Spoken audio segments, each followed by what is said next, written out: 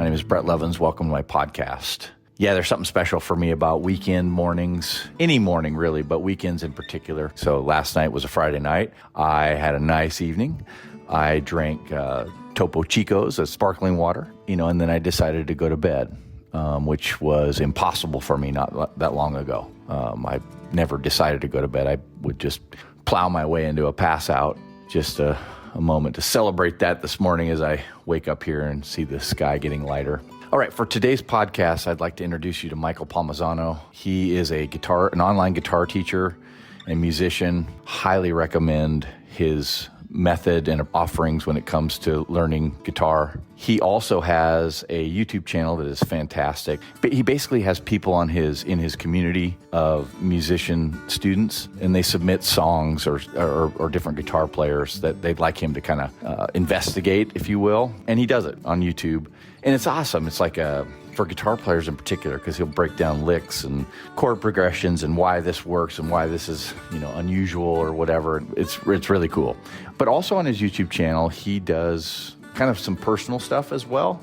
And he shared a video a few months back and says, I've quit drinking. I'm a big believer in breaking down this shame and stigma and normalizing talking about this stuff. And here's Michael talking to his giant audience that he's quit drinking. And I fired off an email. I said, hey, if you want to explore that a little further, I'd like to invite you to my podcast.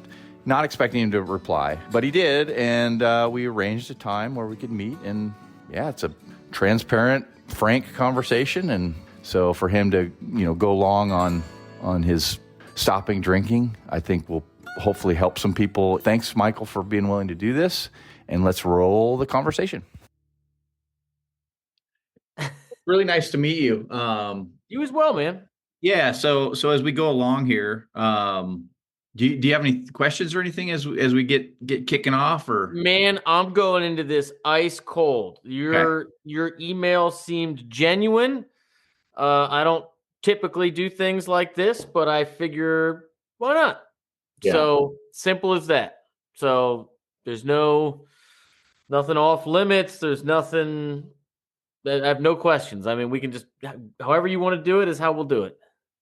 So the reason I emailed you is after that video that you shared 4 months ago, which was very heartfelt.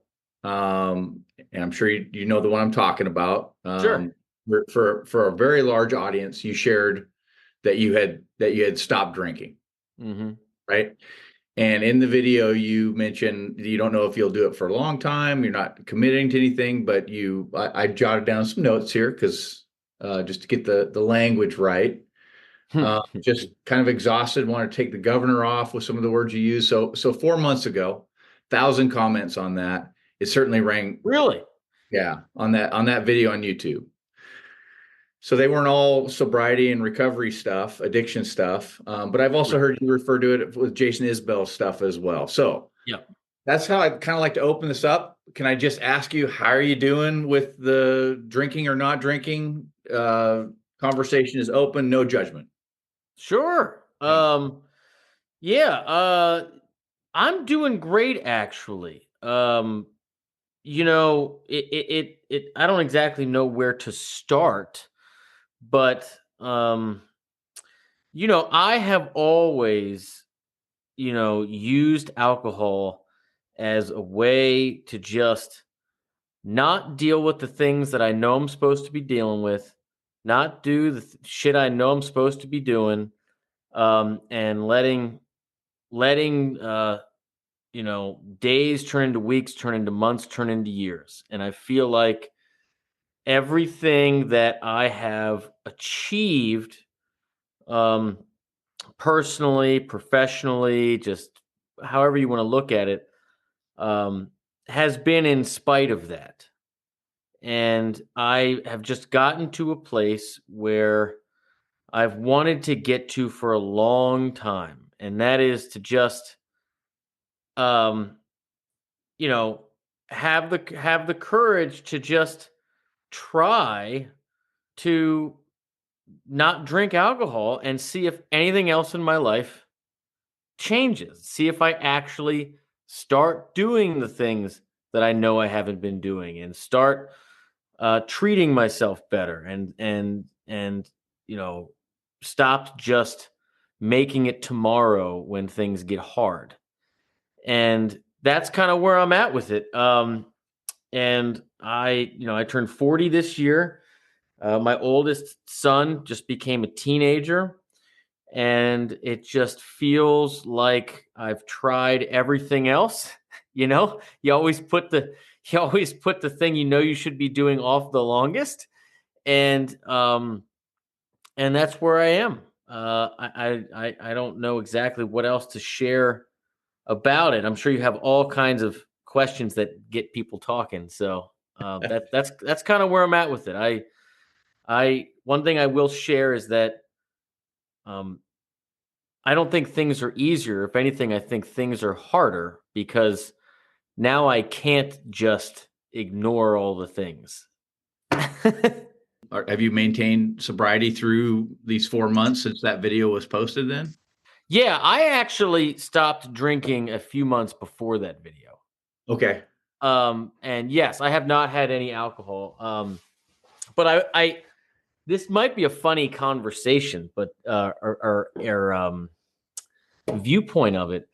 But I don't feel sober. I don't consider myself, I don't identify as sober, if you will. Like I'm not drinking alcohol, and I don't take any pills.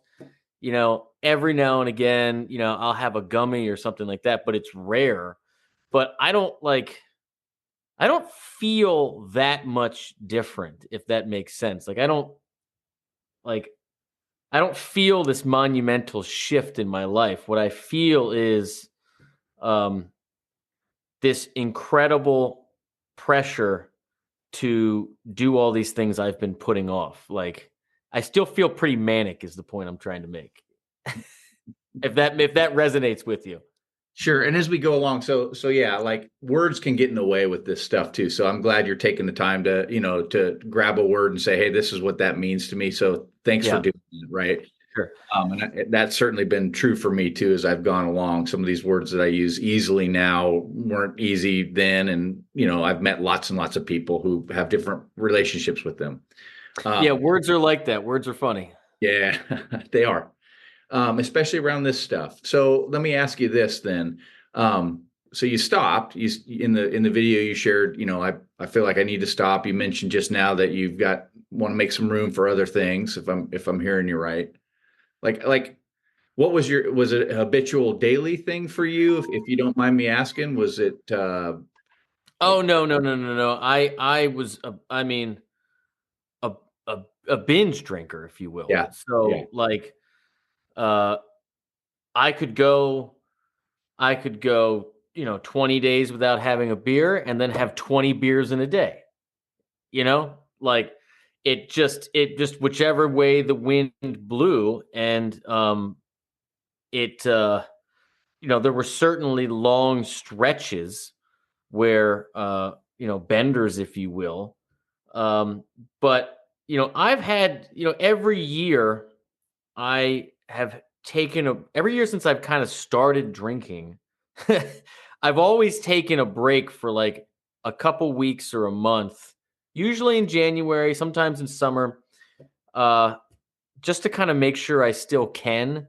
And like each year, and I think everybody puts these little like, goalposts for themselves to prove that they, can. But every year, like, I think that I every year that I would start drinking again, I realized that as soon as I as soon as I as soon as I like imbibed it, I realized that the relief that I'm feeling is just the relief from wanting another drink, not that the drink itself um, provided me with any great relief.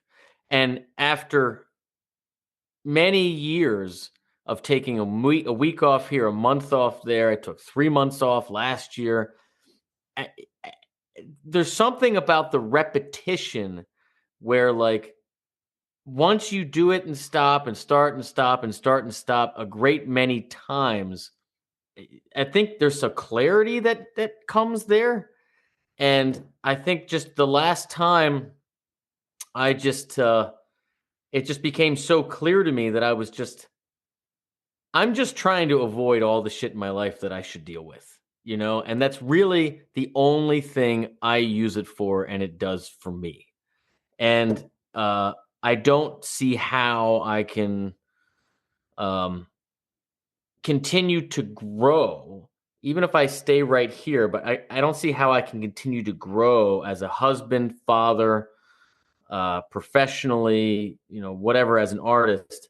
Um, just regularly getting hammered and not doing the things that I feel like I should be doing, with my short time here. And that's pretty much it. Well, as somebody who's, I know that you have quite a network from and we'll put in the show notes as well. The reason that I know you, Michael, is because I'm one of your members of GuitarGate. You're awesome. I figured education. as much if you emailed me. Yeah. And it's just an awesome website. It's got the social element, and just you're a really good guitar teacher. And Thank so you, man.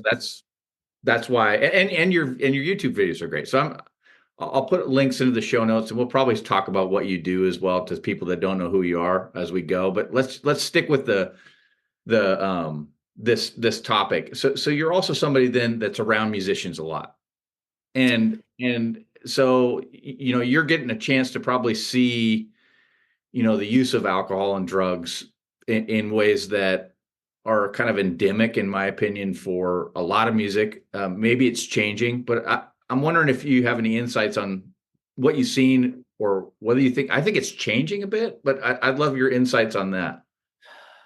I don't think it's changing. So this is going to sound like stupid, but it'll obvious as soon as I say it. Musicians are just exotic beer salesmen. Bars don't work if we don't keep people there. Festival finances don't make sense if you remove the beer sales. The reason that bands get hired to do basically anything live is to keep the person that's there that's going to have 2 beers to stay for 2 more hours and have 6 beers. That's the job. So sober or not, that's what you're really getting paid to do. That's the net. The bar owner pays you to sell their beer. The festival promoter pays you to get people to get hammered there. None of these businesses exist without that.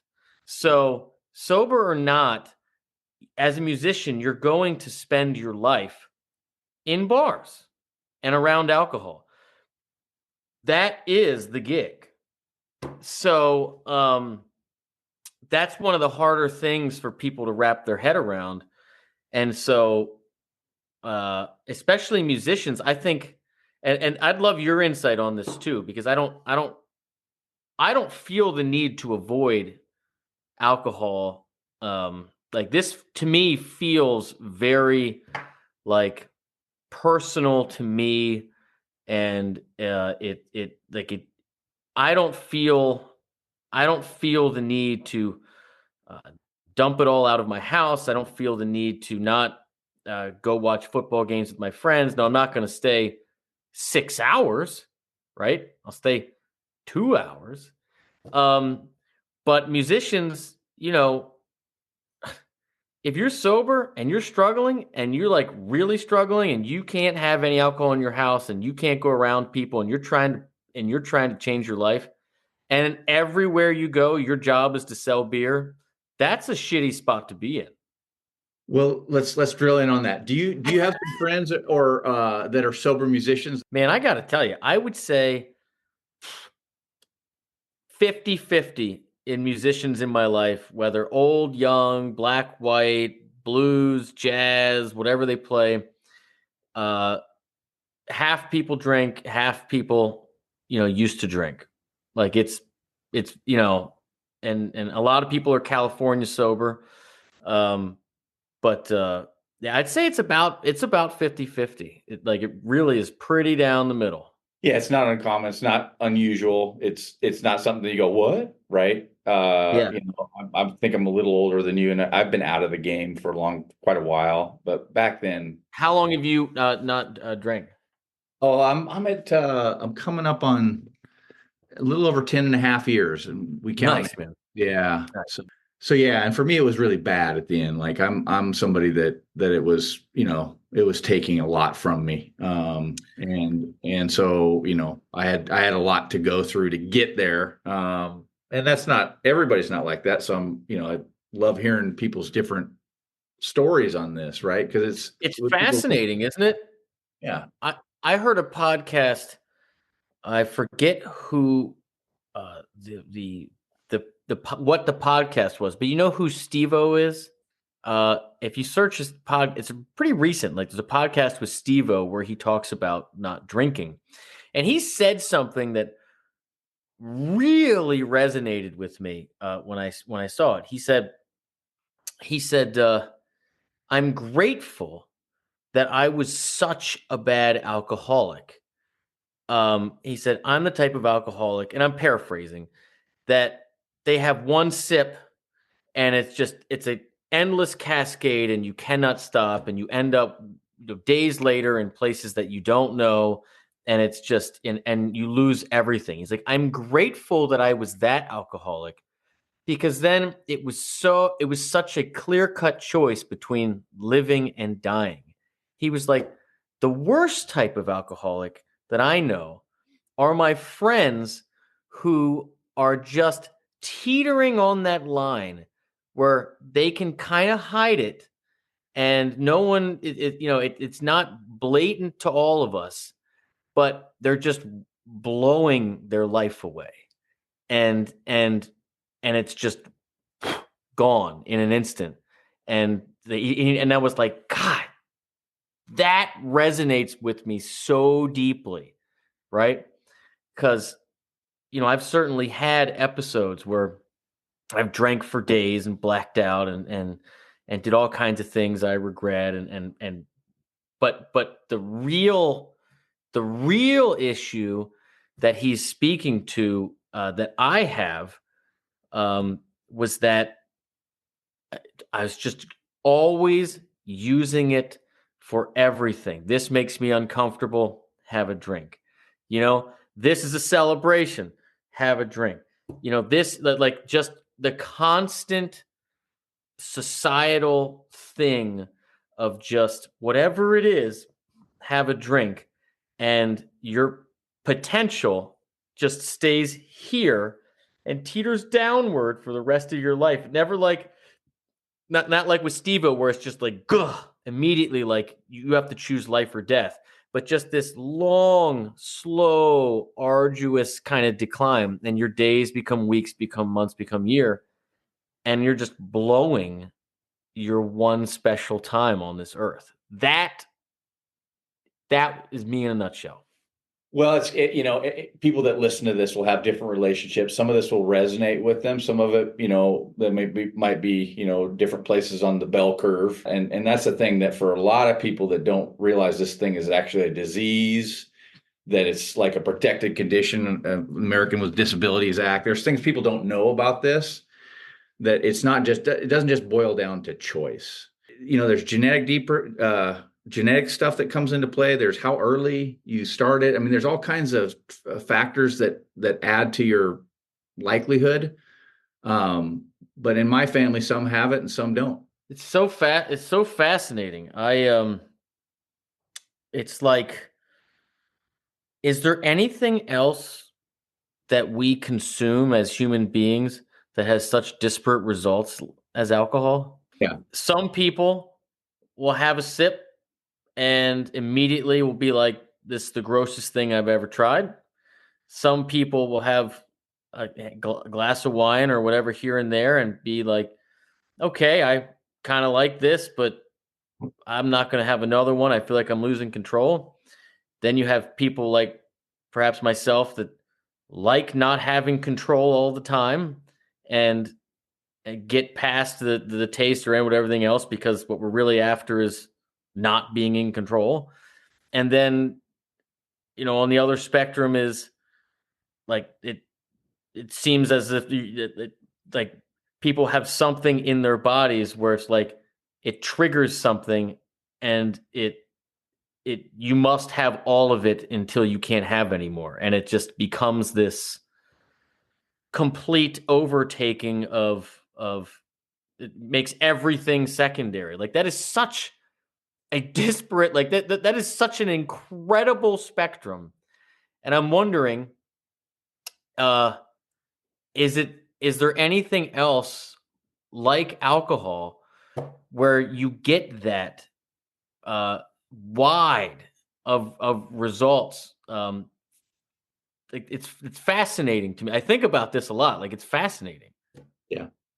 Well, Like I can't think of anything like that. well, I mean, if you say shopping, if you say, there's people with gambling problems, video games. I mean, there's things that will That's live interesting. Yeah. in that addiction concept, right? Sugar, et cetera. And that comes up, quite a bit. The studies show it works in that part of the brain, the oldest part of the brain. And in the case of addiction, you start like prioritizing things odd, and suddenly alcohol, in my case, is at the equivalent of air and food. And so I prioritize it that way, and all of a sudden I'm in a flight situation until I get a beer in me. Yeah. And once I get my beer in me, I'm off to the races. Like I have no capability to slow down or stop. So and that's not uncommon. So And it was like that from the beginning. pretty much, yeah. I had my first when I was 13. Yeah. I loved it right away, right away. And then as I got older, I had my first fake ID pretty early in life, and then I had a really good fake ID, and I was in bands and bars, and I mean the world was just, I mean I loved it. I couldn't See, get enough. that's so interesting to me. So like I feel like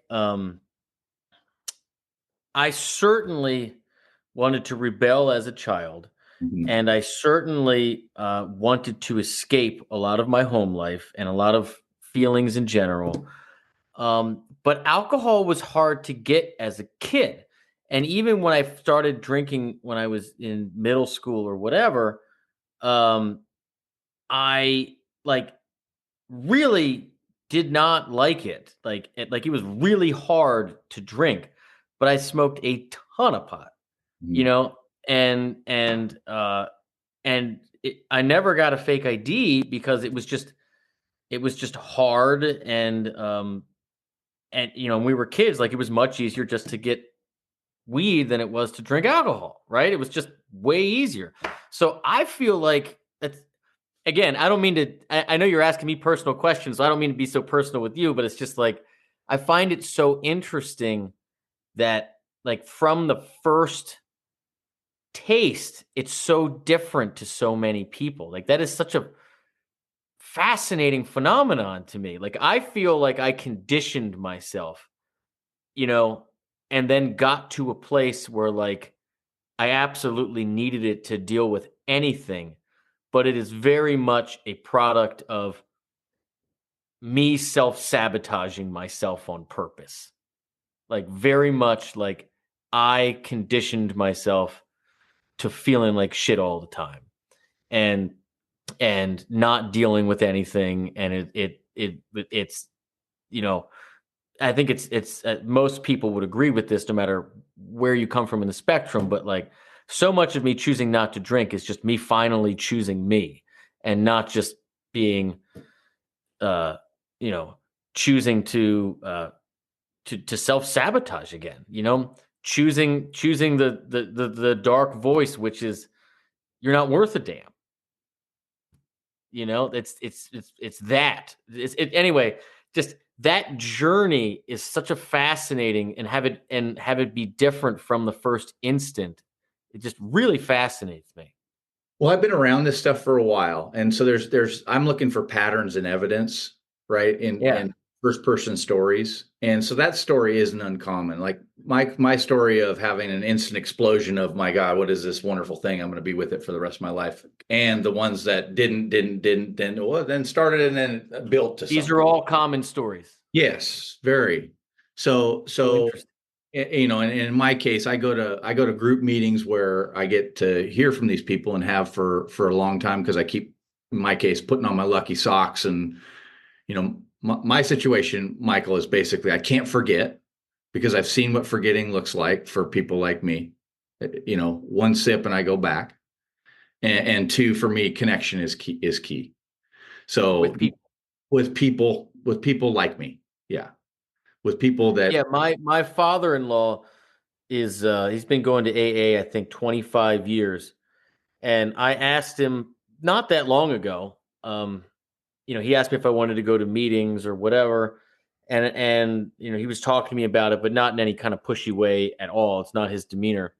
And I asked him, and I said, if you haven't had a drink in 25 years, how do you still think about it all day, every day? And how do you go to this meetings every single day? Like isn't that an exhausting existence, to still, even though you've removed this thing in your life, to still have your whole life circle around this thing? And he said what you said. He was just like, well, I haven't gone for myself in a decade. yeah, And that makes a lot of sense to me. us having this conversation is about helping people, right? Totally. You coming forward and sharing an honest moment like that, I'm sure affected a lot of people. Some that would have commented, some of that just, in my case, a little straw on the camel's back, perhaps. Maybe it's Yeah. towards becoming more self-actualized and like I'm gonna moderate and can. Maybe for some it's like, okay, this has gotten bad, and I know that, and he's just basically given voice to a voice that I've had. I think the word you used was the quiet voice, which is I've called Yeah. mine my small voice. It's like, this isn't going so good, mister.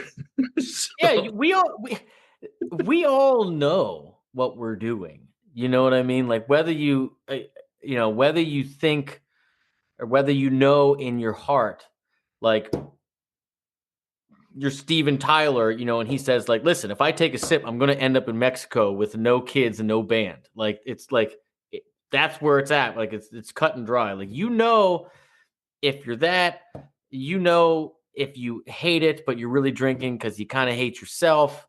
You know, you know, you know. It's not unique to alcohol. People generally don't try earnestly to put in any effort to make their lives better and help other people do the same thing. Like that's like really hard to do because the first thing you really have to do is forgive yourself and then say I'm worth this work. And most people just don't do that. yeah. Well, and I'll add something to that if you don't mind, and that Please. is it is in a lot of cases people don't ask for help, right? Of They don't course. they That's the don't same thing. They don't think they're worth it. They don't think they're capable of it. All the above.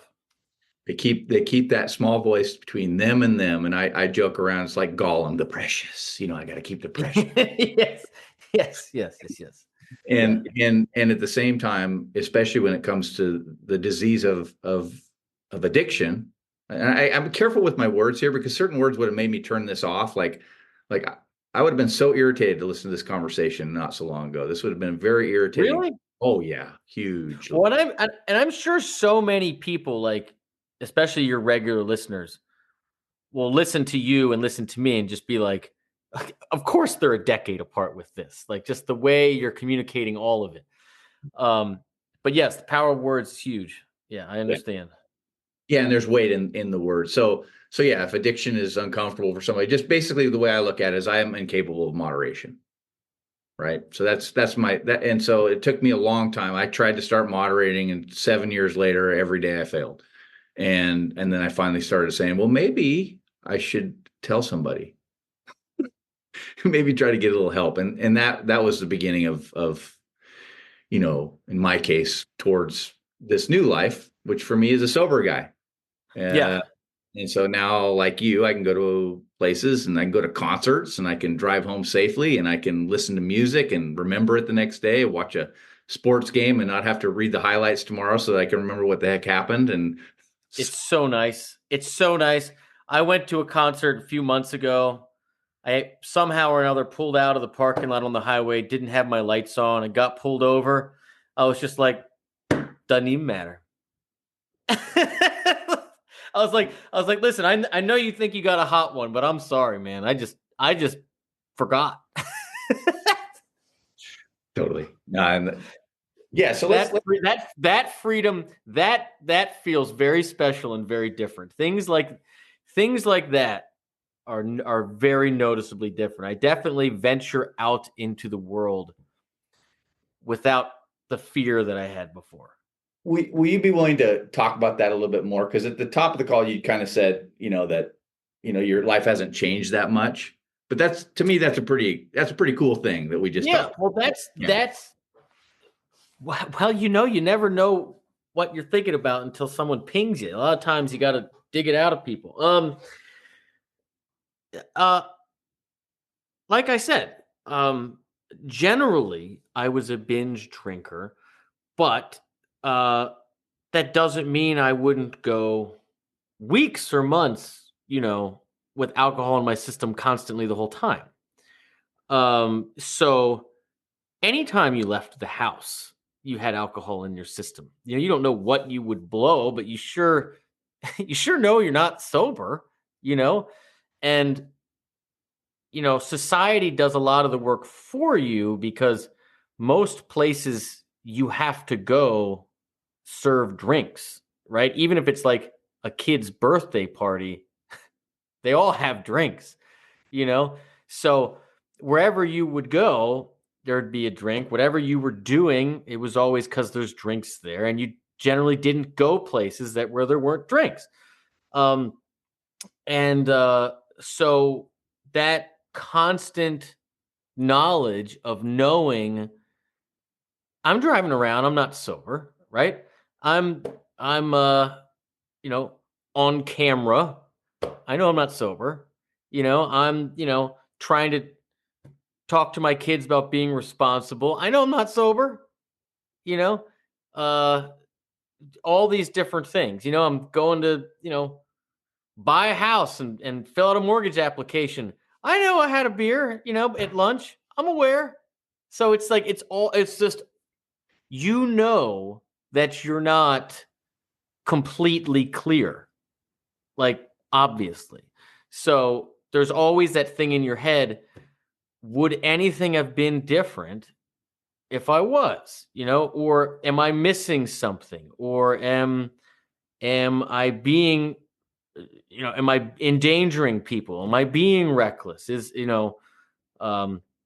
know I'm spending way too much money, you know, uh, all of those things, that the freedom of just not thinking about alcohol and its repercussions on a moment to moment basis every day is an incredible liberation. But what I was trying to say is that not much has changed, is that liberation has not made life easier.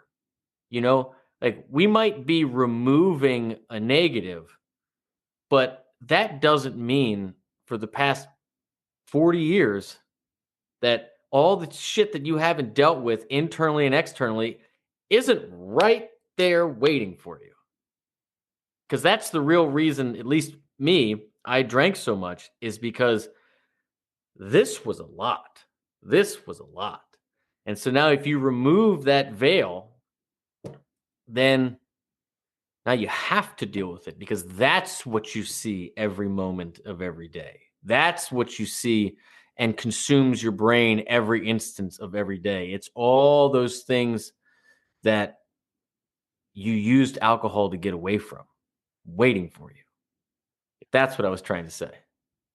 Yeah. Wow. That's all true to me too. Like that's the stuff right there. And I feel like that's true to everybody. I don't really buy a lot of drinkers.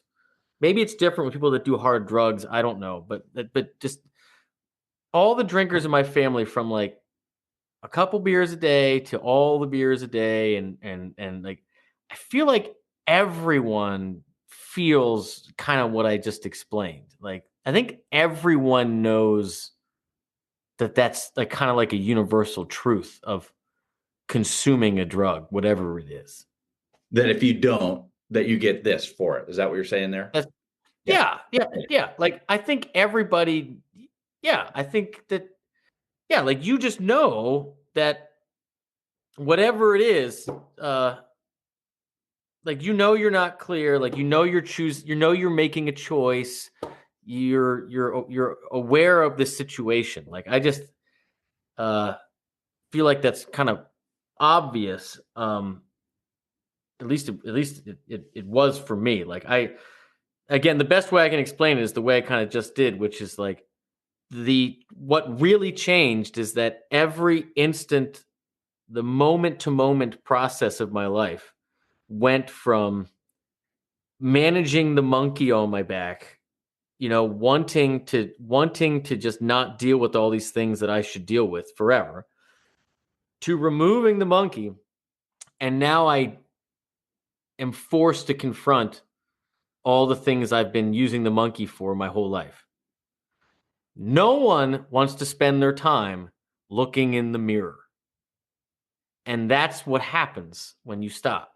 So there's a freedom there, there's a clarity, but it sure as shit isn't easier in my experience. Yeah.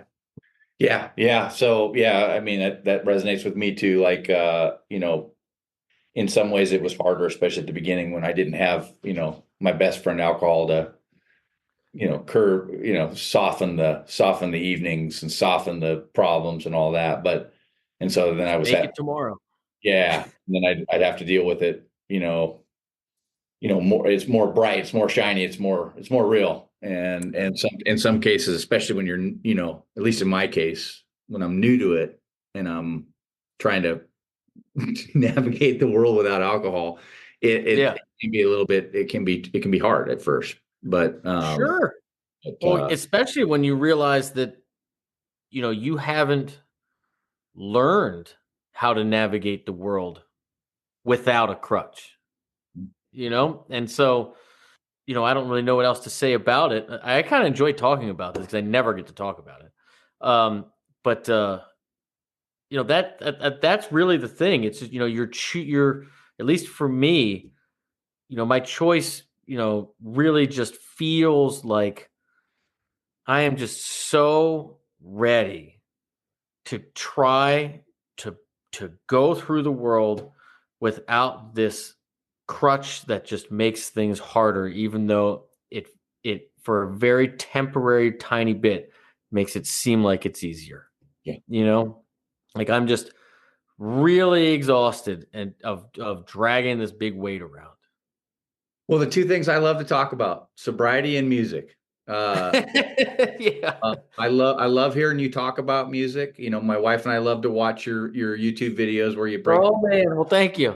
Yeah, it's and she's not a guitar player, but it's for my listeners. That fascinates me deeply, by the way. Like, again, I'm shocked always when people say non-musicians watch my videos. Like, it blows my mind because I'm so nerdy. Well, no, your enthusiasm for music is contagious, for starters. Like, you just start there with the volume down, right? And The volume down, just yeah, that's funny. yeah, and then the way like people that don't have keen ears, when somebody takes the time and says, let's isolate something and notice it. For somebody who hasn't been doing that, that's a spectacular moment, or can be. And that's the thing, is when somebody takes the time to, and there's a lot of people, there's different people that are doing that kind of thing where they're listening to music and helping, basically being a guide. And then you add on that you're breaking down licks and stuff. It's awesome, man. I love those videos you do. Do you remember how you found me? Did you find me through an Isbell video a while back? My initial way of finding it was a YouTube ad. I'm a Deadhead. I went to some Dead concerts when I was a young guy. And you had the Dead jam. Yeah. Jam band. Now, I will say that the Dead audience in particular, at least the shows, they have a huge support network for sober, people. Like, and they have that whole, what is it called? The Wharf Rats? I can't remember. But that is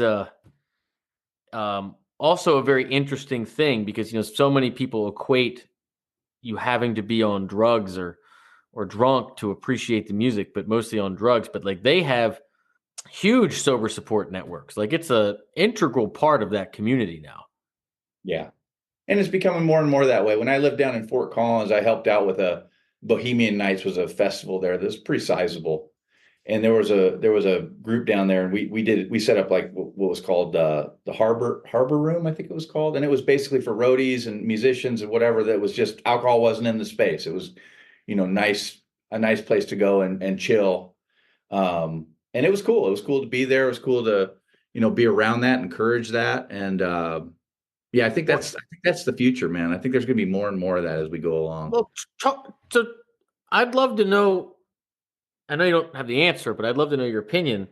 Um, is this are this removing of the stigma of not drinking, like especially like I don't know how else to equate it except like with like cigarettes, where just like you're not a man if you don't smoke in the 1920s, and then like in the 60s and 70s, like everybody, but then it's like this slow wane, and like now we're at this place where like everybody can be firing up a joint outside, but if somebody fires up a Marlboro, it's like look at this dickhead, you know, and like that is an interesting phenomenon, right?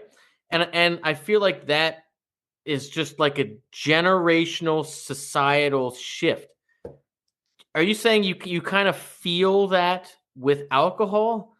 I will say that even though my son is only 13, and perhaps I'm a naive parent, like I guess all of our parents were, but his age group, like even some of the stuff, like some of the YouTubers and stuff that I see him follow, are all sober, and I know that because they wear shirts like "sober is cool." Like it's like a thing in the younger crowd.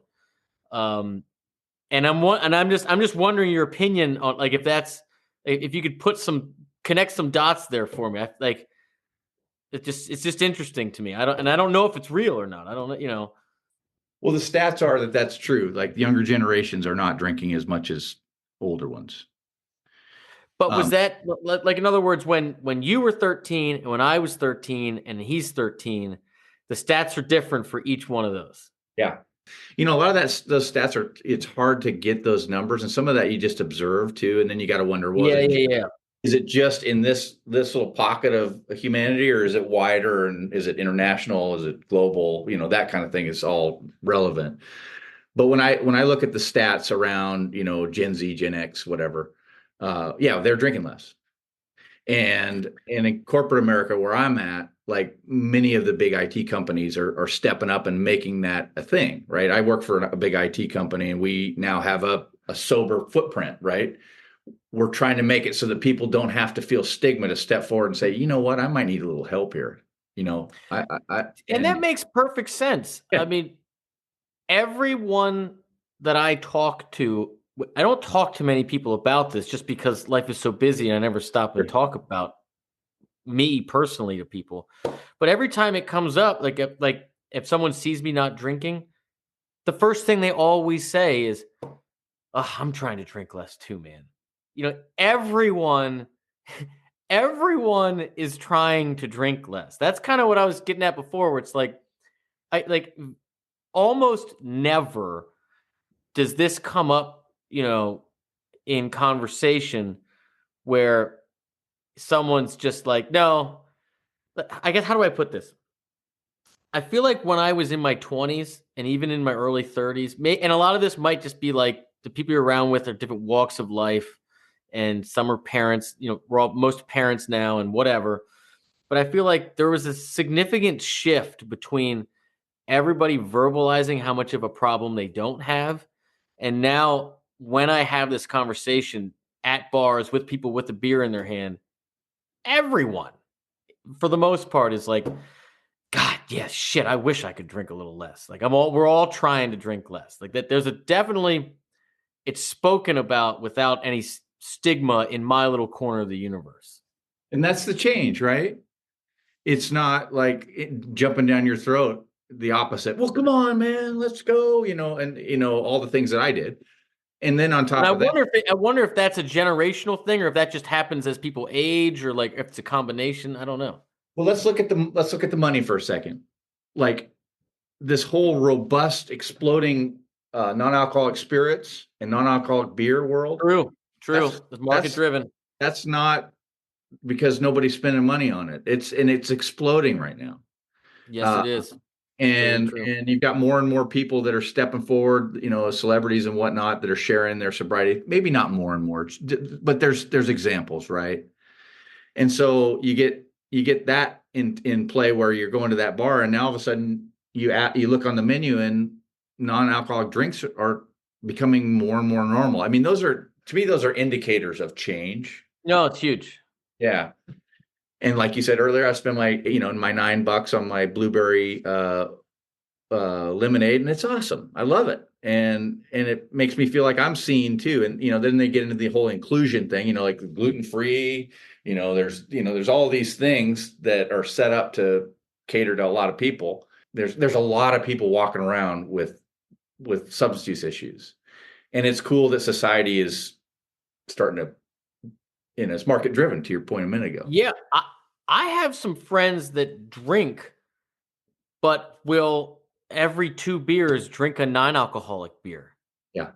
Which is really fascinating to me because I was just like, drink water, but just like they want to keep drinking beer, but they know they can't have 9 at the lacrosse party like they used to, right? So they'll have 4, but they'll keep a cup full of beer. And so much of it I also know is to put everybody else at ease too. Like I know I don't necessarily like the taste of non-alcoholic beer if it doesn't have alcohol in it, but I will drink them. And I don't generally like club soda, but I'll get a club soda with lime, not because that's really what I want to drink, just because it will make everybody else around me feel comfortable, which is also an interesting thing to think about.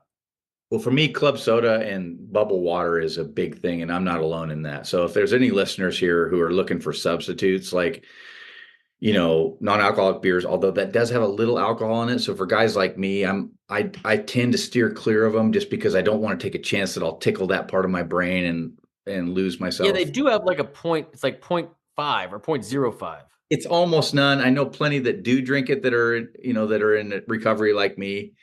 I just, at least to this point, I don't. My dad slams them. Does he? Yeah, I just can't. Dude, my dad stopped drinking before I was born.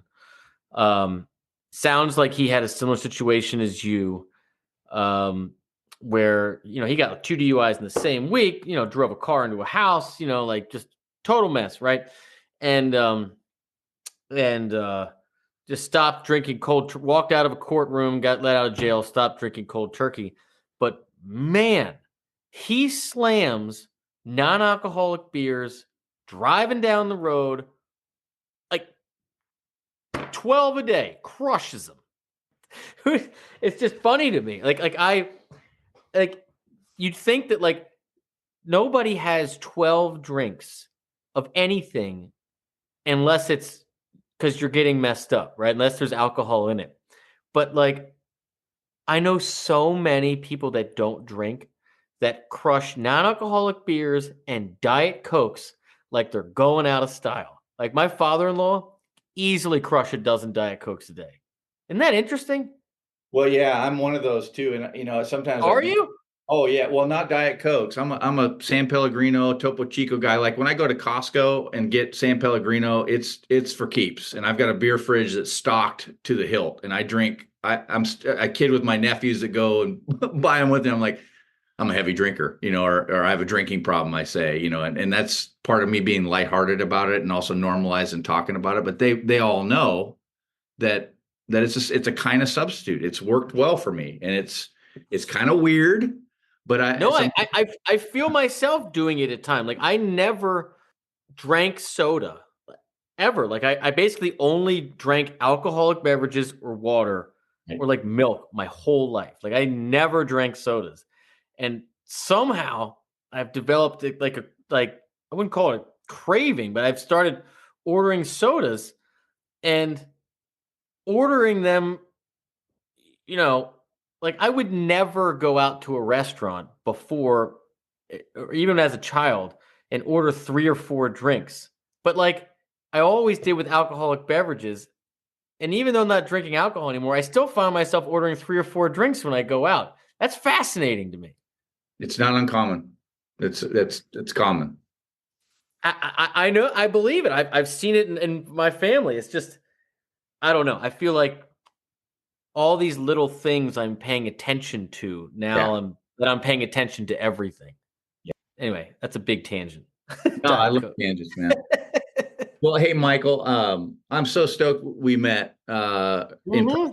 Like a lot of people, I get a lot out of your stuff, and thanks for doing it, and thanks for being honest. Like to say that honestly to a large audience like yours, like we said a little bit ago, my goal here, I'm just trying to help people like find their way, and, totally. and sometimes just listening to people talk about it. We've kind of batted some ideas around. We've been in a few different places, but that's we're talking about it, right? It's not this quiet thing where it's like eggshells or weird or, and that's kind of what I'm trying to do. And I'm really appreciative of you being willing to do that with me for a few minutes here. No, it's my pleasure. And thanks for inviting me. And, not just about alcohol or sobriety in general, like, this, if you watch my channel, I think it's important to go deep and emotional and be transparent about people and who we are and why so many of us struggle with self-esteem and depression and all these things that for a lot of us make us abuse substances, and so many songs have that common theme for that exact reason. For the most part, self-esteem is earned. And if all the work you put in is to hurt yourself, your self-esteem goes down. And so many of us, myself included, are just fucking tired of doing that. You know what I mean? And really, really want to just get better and treat ourselves better and forgive ourselves and move on with this gift that we have of this time on this planet. And I make a concerted effort to talk about that and encourage people to believe in themselves and fulfill their potential across the gamut. Sometimes having to do with substance abuse, sometimes nothing at all. And so this is actually extremely on brand and it's the wrong way to put it, just aligned with me in my soul. So that's why I responded to this email and wanted to do this, because it's